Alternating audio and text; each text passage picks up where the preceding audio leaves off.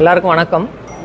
So இன்றைக்கி நாங்கள் உங்களுக்கு விளக்க இருக்கிற அந்த ட்ரீட்மெண்ட் பற்றி சொல்லணும் அப்படின்னா, நீண்ட நாள் வலி இதுக்கு வந்து இப்பொழுது ரீசெண்டாக ஒரு புதிய சிகிச்சை முறையை நாங்கள் பயன்படுத்திட்டு வரோம். ஸோ இதோடைய என்னென்ன ட்ரீட்மெண்ட் மொடாலிட்டிஸ், எந்த மாதிரி ட்ரீட்மெண்ட் செய்யலாம் அப்படின்னா, ஒன்று வந்து பெயின் போர்ட்டல் பிளாக்ஸ், செகண்ட் வந்து நம்ம ஹைட்ரஜன் அண்ட் ஓசோன் வச்சு சேர்ந்து செய்கிற ஹைட்ரோசோன் தெரப்பி, அதன் பின்பாக அந்த ஓசோன் வச்சு நம்ம பிளட்டில் செய்யக்கூடிய ஆட்டோ ஹீமோதெரப்பி, மூட்டுகளில் செய்யக்கூடிய ஆர்த்ரோ டயாஸ்டேசிஸ் மற்றும் ப்ரோலோ தெரப்பி. ஸோ இந்த வகையான ட்ரீட்மெண்ட் மூலமாக நம்ம எந்த மாதிரி நோய்களை நம்ம ட்ரீட் பண்ணலாம், எந்த மாதிரி பிரச்சனைகளுக்கு நம்ம ஒரு தீர்வு காணலாம் அப்படின்னு சொன்னோம்.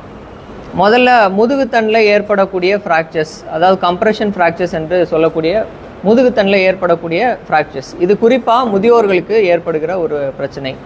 ரெண்டாவதாக, யூஸ்வலாக இப்போது முதியவர்கள் தவறி கீழே விழுகும்போது இடுப்பில் அவர்களுக்கு ஃப்ராக்சர்ஸ் ஏற்படுறதுக்கு சான்ஸ் இருக்குது.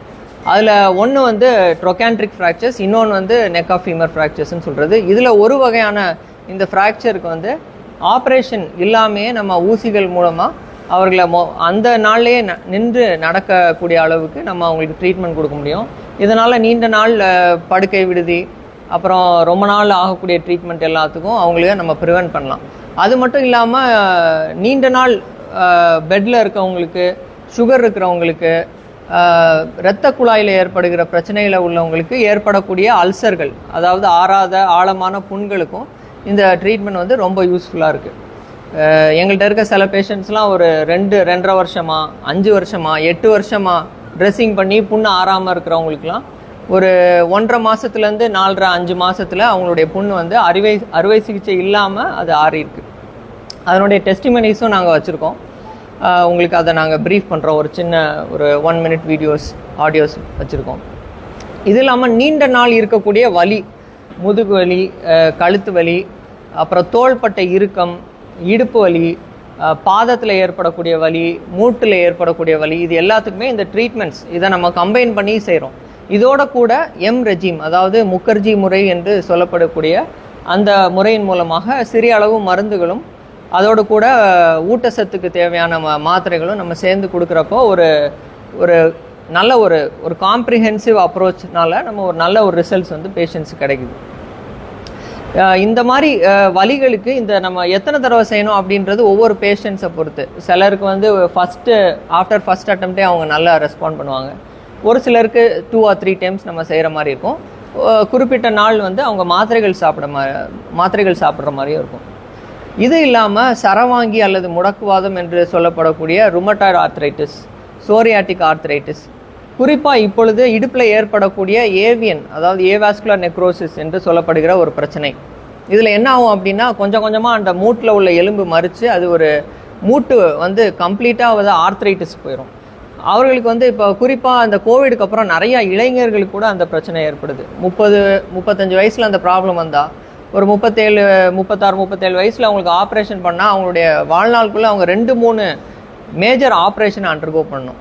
அந்த மாதிரி ப்ராப்ளம்க்கு இந்த தெரப்பி நம்ம செய்கிறப்போ அவங்களுடைய ப்ராப்ளம் வந்து ரிவர்ஸ் ஆகி அநேகருக்கு ஆப்ரேஷன் இல்லாமையும், ஒரு சிலருக்கு அட்லீஸ்ட் ஆப்ரேஷனை ஒரு 5, 10, 15, 20 வருஷமோ நம்ம தள்ளி போடுறதுக்கும் வாய்ப்பு இருக்குது.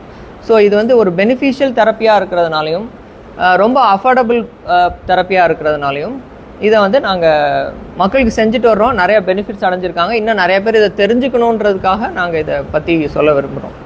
இது இல்லாமல் மூட்டில், அதாவது குருத்தெலும்புன்னு சொல்லக்கூடிய காட்லேஜில் ஏற்படக்கூடிய காயங்கள், ஜவ்வில் ஏற்படக்கூடிய காயங்கள், ஜவ்வு கிழிதல், இதுக்கெல்லாம் ரீஜெனரேட்டிவ் தெரப்பின்னு சொல்லி நிறையா டாக்டர்ஸ், நிறையா ஹாஸ்பிட்டல்ஸில் நாங்கள் செஞ்சிட்ருக்கோம். பட் அதோடைய காஸ்ட் ஃபேக்டர்னு பார்த்தா ரொம்ப ஜாஸ்தியாக இருக்கும். ப்ளஸ் ரெக்கவரி டைம் வந்து ரொம்ப ஜாஸ்தியாக இருக்கும். ஒரு சிலருக்கு ட்ரீட்மெண்ட் செஞ்சதுக்கப்புறமா 1 மாதமோ 3 வாரமோ 6 வாரமோ வலி இருக்கும். பட் இப்பொழுது நாங்கள் அதிகமாக கான்சென்ட்ரேட் பண்ணுற இந்த ப்ரோலோ தெரப்பியில் பேஷண்ட்ஸ்க்கு வந்து அதிக வலி வந்து ரொம்ப வர்றதில்ல, ரொம்ப அஃபோர்டபுள். இன்னும் ரொம்ப காஸ்ட்லி ட்ரீட்மெண்ட்ஸ்க்கு ஈக்குவலண்ட்டாக ரிசல்ட்ஸ் பேஷண்ட்ஸுக்கு இருக்குது. இதை வந்து பெரிய பெரிய ரிசர்ச் ஸ்டடீஸில் கன்ஃபார்ம் பண்ணியிருக்காங்க. அதை எங்களுடைய பேஷண்ட்ஸ்லேயும் நாங்கள் வந்து அதை பயன்படுத்தி அதனுடைய விளைவுகளை நாங்கள் பார்க்குறோம். பேஷண்ட்ஸும் ரொம்ப சந்தோஷமாக இருக்காங்க.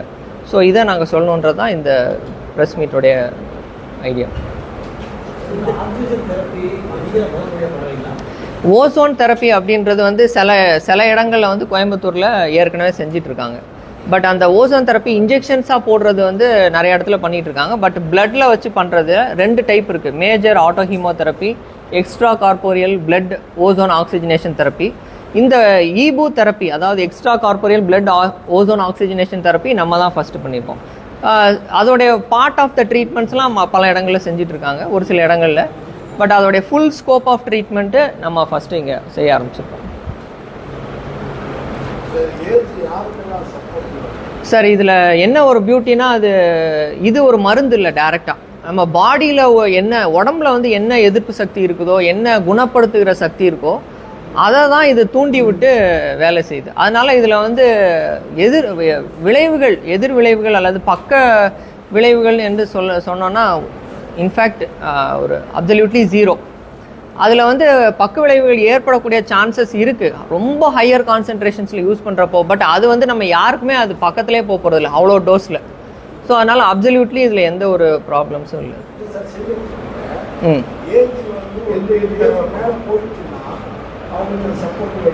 குறிப்பாக அது ஏஜ் முதிர் வயதில் உள்ளவங்களுக்கு ரொம்ப பெனிஃபிஷியலாக இருக்கும். ஏன்னா நிறைய பேருக்கு சர்ஜரி செஞ்சுக்க முடியாது. சில பேர் சர்ஜரி செய்கிறதுக்கு முதியவர்கள் யோசிப்பாங்க. ஒரு சிலர் வந்து அவங்க ஓகேன்னு சொல்லுவாங்க. பட் அவங்களுக்கு மயக்க மருந்து கொடுக்குறப்போ, சில டெஸ்ட்லாம் பண்ணி பார்க்குறப்போ அவங்களுடைய உடம்பு வந்து அதுக்கு ஒத்துழைக்காதுன்னு இருக்கும். ஸோ அவங்களுக்குலாம் குறிப்பாக இது பயனுள்ளதாக இருக்கும். ஸோ ஏஜ் வந்து இதுக்கு பார் கிடையாது. குறிப்பாக யூஸ்ஃபுல்லாக இருக்கிறது வந்து முதிர் வயதில் உள்ளவங்களுக்கு தான். கண்டிப்பாக வந்து, அதாவது இப்போ வலி வருது அப்படின்னா எதனால் வலி வருதுன்றதை நம்ம பார்க்கணும் சார். இப்போ வந்து அதையும் கண்டுபிடிச்சி அதுக்கும் நம்ம ட்ரீட்மெண்ட்டோட இது சேர்ந்து செய்கிறப்போ நிச்சயமாக க்யூர் இருக்கும். திரும்ப வருமா வராமல் இருக்குமா அப்படின்றது பேஷண்ட் திரும்ப அவங்க உடம்பை எப்படி பார்த்துக்கிறாங்கன்றதுலாம். இப்போது வந்து ஒரு ஸ்ப்ரெயின் பண்ணிட்டு வர்றாங்க, இல்லை ஒரு வெயிட்டு தூக்குற ஜிம்மில் ஒர்க் அவுட் பண்ணியோ வெயிட்டு தூக்கியோ வேலை செய்கிறப்போ, தோட்டத்துலையோ இதுலையோ வேலை செய்கிறப்போ ஒரு முதுகு வலி ப்ராப்ளமோட வர்றாங்க அப்படின்னு சொன்னால் அதை நம்ம வந்து அந்த டைமில் அதை ரிலீஃப் கொடுத்து அந்த பெயினெல்லாம் குறைச்சிடலாம். திரும்ப வந்து அவங்களுக்கு எக்ஸசைசஸ்லாம் சொல்லிக் கொடுப்போம், எதை செய்யக்கூடாது எதை செய்யணுன்றதை சொல்லிக் கொடுப்போம். அதை அவங்க ஃபாலோ பண்ணாங்கன்னா திரும்ப வராமல் பார்த்துக்கலாம்.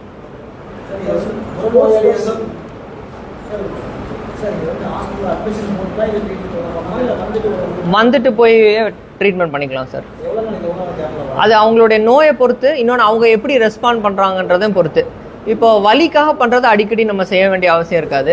ஆறாத புண்களுக்கு பண்ணுறது வந்து நம்ம டெய்லி செய்ய வேண்டியதாக இருக்கும்.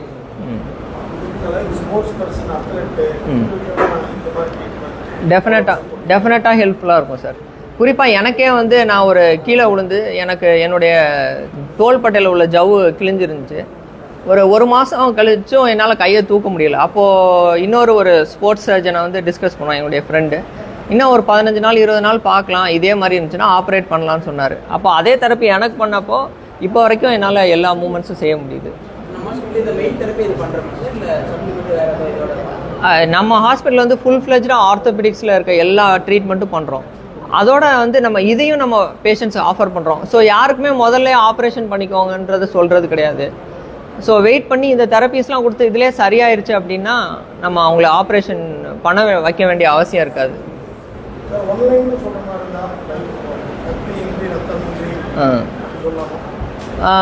சொல்லலாம் சார். நிறையா ப்ராப்ளம்ஸ்க்கு சர்ஜரி அவாய்ட் பண்ணி இதை நம்ம சொல்லலாம். ஏன்னா சர்ஜரியை அவாய்ட் பண்ணிடலாம். நீங்கள் சொன்னது ஒரு குட் ஒரு கேப்ஷன், ஒரு பேராஃப்ரேஸ். ஏன்னா நிறைய பேர் இப்போது ஹிப்பில் ஆப்ரேஷன், ஹிப் ரீப்ளேஸ்மெண்ட் சர்ஜரிலாம் பண்ண வேண்டியது இருக்கும். இந்த ஏவியன் ப்ராப்ளம் இருக்கவங்களுக்கு அது வந்து ஒரு மேஜர் ஆப்ரேஷன். இன்னொன்று வந்து நம்முடைய இயற்கையான மூட்டை எடுத்துகிட்டு நம்ம பாலன் அந்த மெட்டல் இல்லை பிளாஸ்டிக் செராமிக்கில் உள்ள மூட்டு வைக்கிறோம்.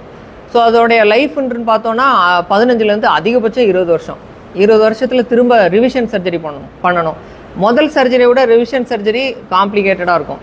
இப்போ அடுத்து ஒரு 10 வருஷமோ 15 வருஷமோ வருதுன்னா திரும்ப ரிவிஷன் சர்ஜரி பண்ணணும். அது வந்து ரொம்ப ரொம்ப காம்ப்ளிகேட்டட்.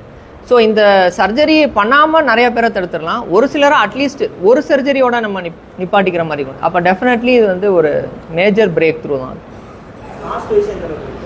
காஸ்ட் வைஸ் பார்த்தோன்னா அந்த வூண்ட் தெரப்பி அதெல்லாம் பண்ணுறோன்னா நம்ம ஒரு மாதத்துக்கு அவங்களுக்கு அந்த பேக்கிங் சொல்லி பண்ணுறது, ஓசோன் பேக்கிங் அதெல்லாம் செஞ்சோன்னா நம்ம ஒரு மாதத்துக்கு அவங்களுக்கு ஒரு 30,000 அந்த ரேஞ்சில் வரும். பட் பிளட்டில் பண்ணுற தெரப்பி இதெல்லாம் பண்ணுறோன்னா நம்ம அந்தந்த தடவை பண்ணுறதை பொறுத்து. இது சொல்கிறது நான் மாதத்துக்கு சொல்கிற சார்ஜஸ் ரொம்ப அஃபோர்டபுளாக தான் வச்சுருக்கோம். இது எல்லாமே என்னென்னா இப்போது ஆன்டி ஏஜிங் வெல்னஸ் சென்டர்ஸ் எல்லாத்துலேயுமே இந்த தெரப்பீஸ்லாம் பண்ணுறாங்க.